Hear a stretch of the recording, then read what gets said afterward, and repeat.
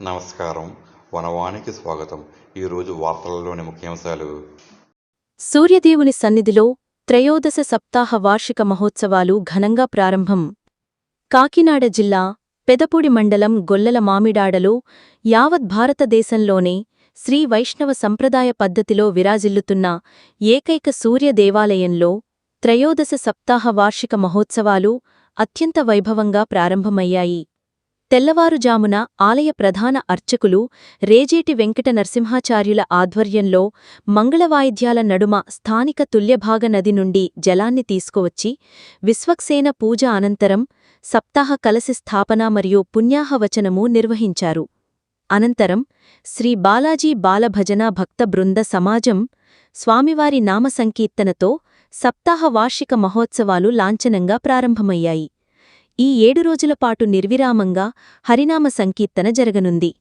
ఈ సందర్భంగా రేజేటి శ్రీనివాసాచార్యులు మాట్లాడుతూ, పూర్వం నుంచి గ్రామంలోని పెద్దలు ఆచరిస్తున్న సంప్రదాయాన్ని నేటి పెద్దలు, యువత అదే స్ఫూర్తితో కొనసాగించడం ఎంతో ఆనందదాయకమన్నారు.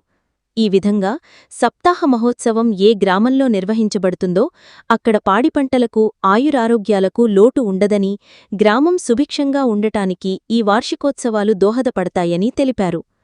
ప్రతి ఒక్కరూ వారం రోజులపాటు జరిగే కార్యక్రమాల్లో పాల్గొని శ్రీ సూర్యనారాయణస్వామివారిని దర్శించి తీర్థప్రసాదాలు స్వీకరించాలని ఆయన కోరారు.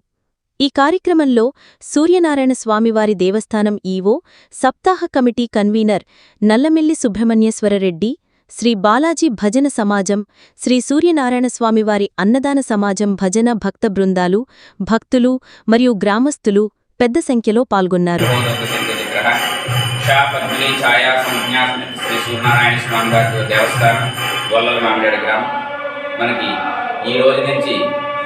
త్రయోదశ సప్తాహ మహోత్సవ కార్యక్రమాలు ప్రారంభమయ్యాయి.